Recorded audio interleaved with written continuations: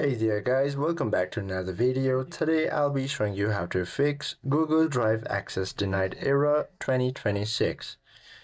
The access denied error in Google Drive typically stems from permission mismatches, browser cache issues, or conflicting Google accounts.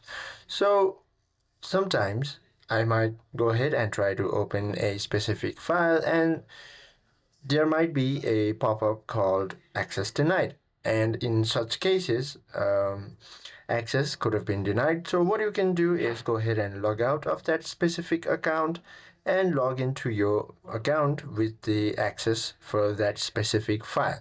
Now once you've done so, what you can do is go ahead and tap on that specific file.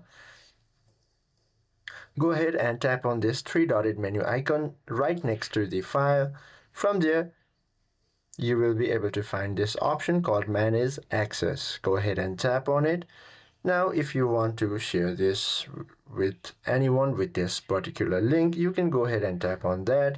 However, if you want to see if you want to change how the person with the link can interact with your files, you can choose between editor, commenter, and also a viewer.